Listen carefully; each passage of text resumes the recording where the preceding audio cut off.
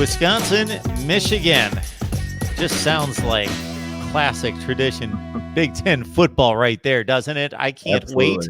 If I could only see one game on a Saturday, this would be the one. Maybe not a whole lot of points, but a whole lot of hitting when the Wolverines invade Madison. We got Tyler Hunt on the line from Bucky's Fifth Quarter. It's the SB Nation platform for Wisconsin athletics. Tyler, how are you doing tonight?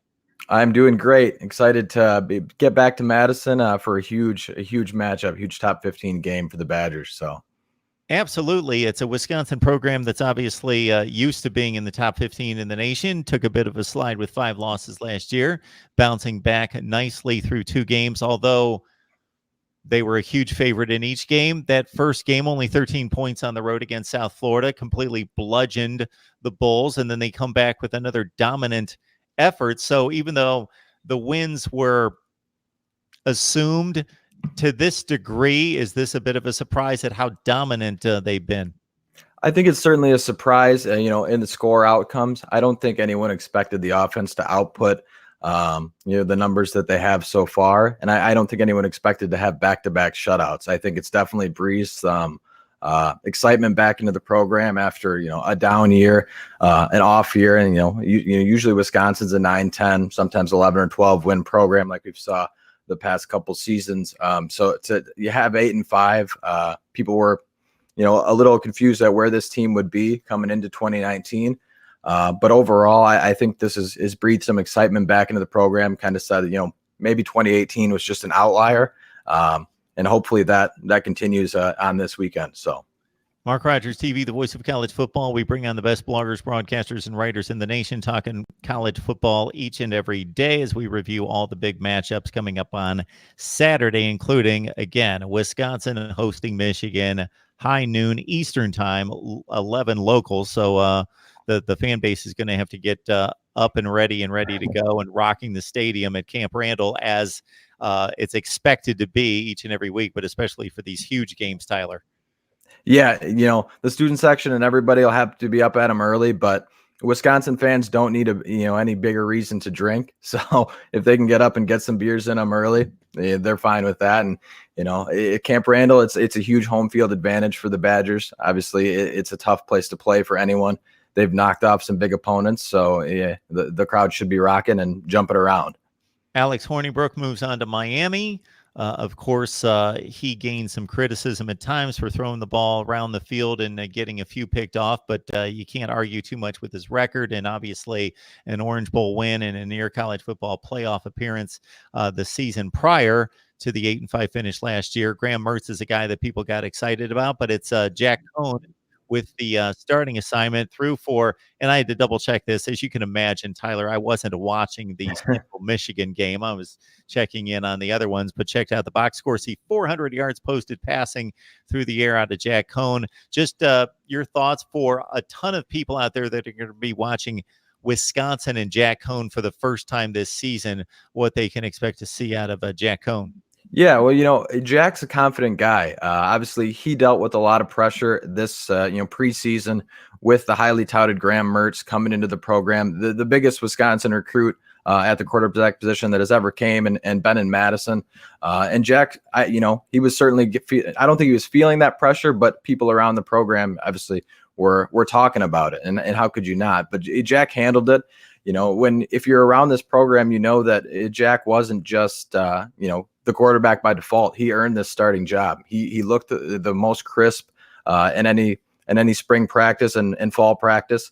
He's a confident kid. He knows that there's guys behind him, but so far he's done everything you could ask him to do. I've really liked his confidence. He's put on some weight to throw a little stronger ball, and you've seen it in the first 2 games. He's throwing the ball downfield with some velocity, which Badger fans have not seen in quite some time. Alex Hornibrook was never a deep ball thrower. He was an underneath guy. So to have that element of the offense, people are going to gravitate and see the name Graham Mertz because he's such a high recruit. But Jack Coan is certainly out to prove something this year. So Good. Tyler Hunt on the line from SB Nation's platform for Wisconsin football, Bucky's Fifth Quarter, talking Wisconsin football, and it almost seems like a given. Like I tend to gravitate toward the concerns and the question marks and those areas on the field in which, I want to know more about Wisconsin and possibly where they might have some breakdowns against Michigan. But at the same time, we got to talk about Jonathan Taylor. He's the best running back in college football. It's almost a given question in regards to what makes this kid so good. I mean, he's such a talented runner. He's got great balance and field vision. Obviously he's had tremendous offensive lines in front of him too. And this year, the offensive line has gotten some criticism for being young and unknown, but Wisconsin has always produced top quality linemen. So as a guy who's been around the Wisconsin program, I never worry about the line too much. And then obviously JT has tremendous vision. I think the one knock on him coming into this season was his pass catching and play in the passing game.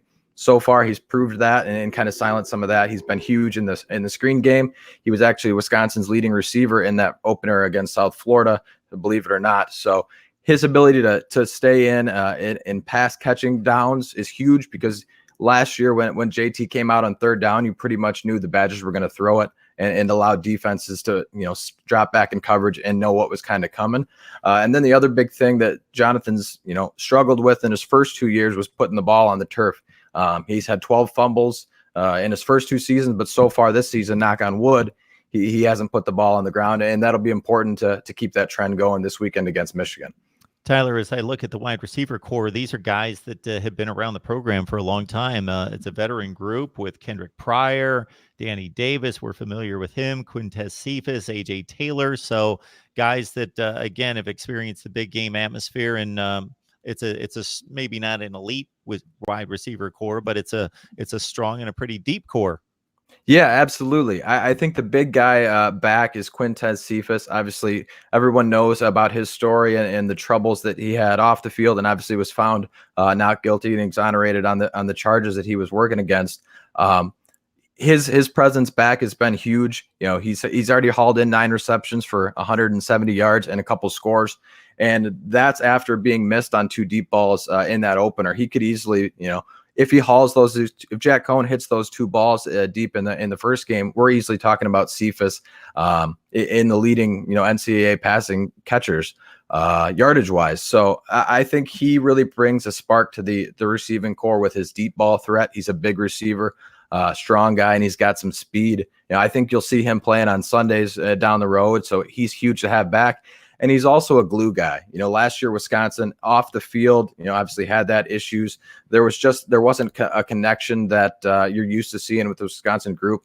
And he kind of brought, united that locker room back up, where he was a guy that kind of, if you talk to people in the Wisconsin media, was connected to all sorts of players on the team, whether it be on the defense or be on the offense, just kind of what you'd call a glue guy for the program. So to have him back, I think, relaxes the rest of the team and basically says, okay, we got our guy back. He's back on the field with us. Let's go play football. MarkRogersTV, the voice of college football, breaking down the big games for week 4, including, of course, this one in the Big Ten, Wisconsin hosting Michigan. You can get my week 4 college football predictions by grabbing the link in the description section below next to Voice of College Football Community, 44-28 against the spread in the top 25 games the first 3 weeks. This defense is usually a top 5 to 20 unit in the nation.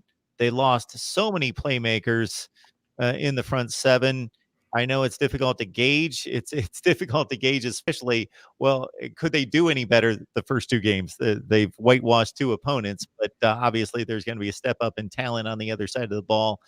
Your thoughts about how the defense has performed, which is obvious, but more so what you expect against Michigan, and who are some of those guys to look out for? Yeah, the defense has played obviously tremendous. When you have 2 shutouts in your first 2 weeks, you can't really ask for much better.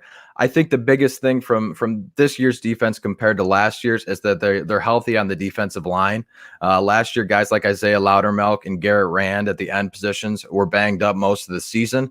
And then, at the nose tackle position, they lost Olive Segapolu last season, which was your big guy in the middle. Bryson Williams has stepped into that role the first 2 games, but he is going to be out against Michigan. So true freshman Keanu Benton is going to be in there at the nose tackle position. He's a kid he's gotten a lot of reps in the first 2 games because of the blowouts, which has helped a lot. He's a big kid, strong, and obviously he's going to have to play much bigger in your first big test against a good Michigan offensive line. And then you go to the linebacking core where they lost a lot of guys. They lost guys like Andrew Van Ginkel and Ryan Conley, who's playing, on Sundays. But a lot of these guys that may not be well known are ready to step up. Obviously, Chris Orr is probably the most recognizable name for people outside the Wisconsin program. And then, of course, Zach Bond on the edge has been a great pass rusher. He's probably the Wisconsin's best overall defensive player. And then you've got guys, on opposite him, a little banged up. Isaiah Green May is still questionable opposite Bond, and he's a lanky pass rusher that could help the Badgers as he develops.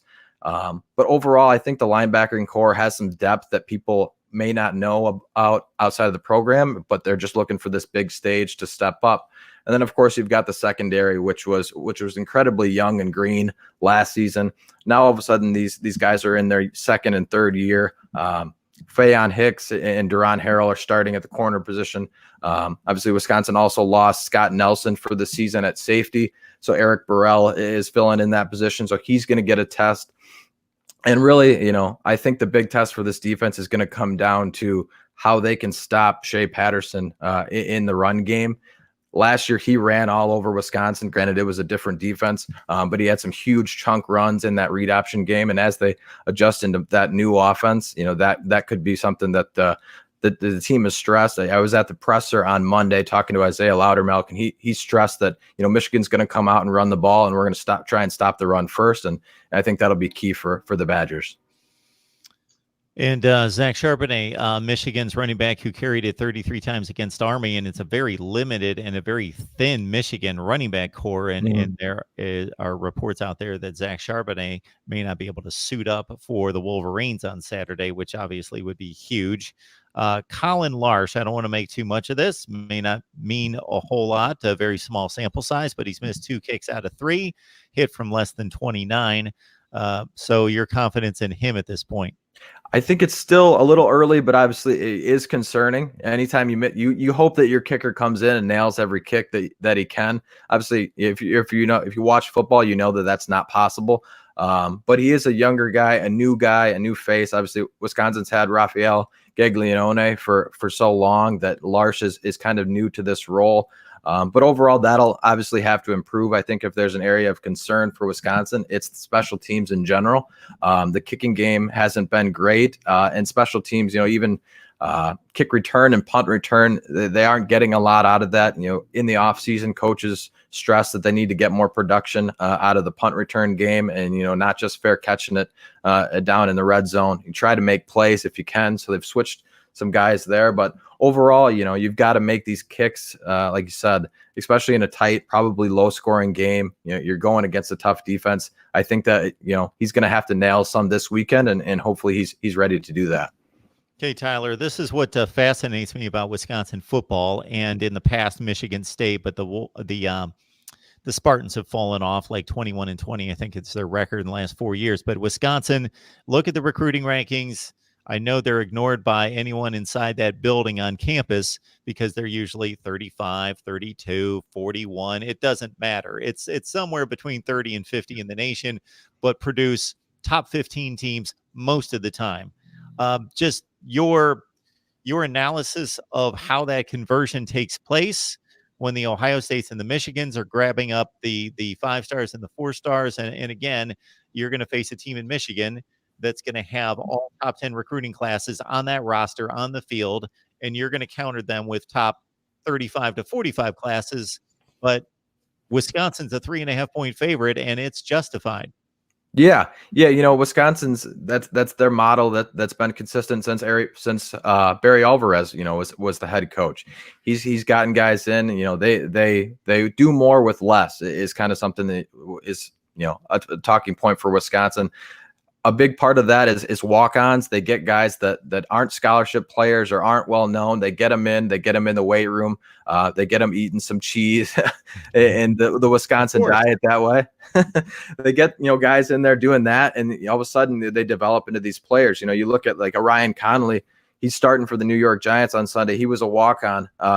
Nobody knew him coming out of high school, and now he's playing on Sundays. And that's just a model that Wisconsin has won, and that's how they're going to have to win. They're never going to be, in the top recruiting classes. They're never going to be dominating in that side of college football. So you have to just do more with less. And obviously Paul Christ has been great with that too. All right. Good analysis here from Tyler Hunt. First appearance here at Mark Rogers TV, the voice of college football. We appreciate you stopping by. You're welcome anytime. Would love to have you on before all the big Wisconsin games this year. Sounds great. Yeah, Wisconsin's got a lot of them, so I'll be happy to get back on here with you. I'd love to. So thanks for having me. So we encourage everyone to stop by on Bucky's Fifth Quarter there on SB Nation to check out Tyler's work and the rest of the crew there at Bucky's Fifth Quarter covering Wisconsin. Should be a good one. Enjoy the game, Tyler. Thank you. Thanks, Mark. Have a good one.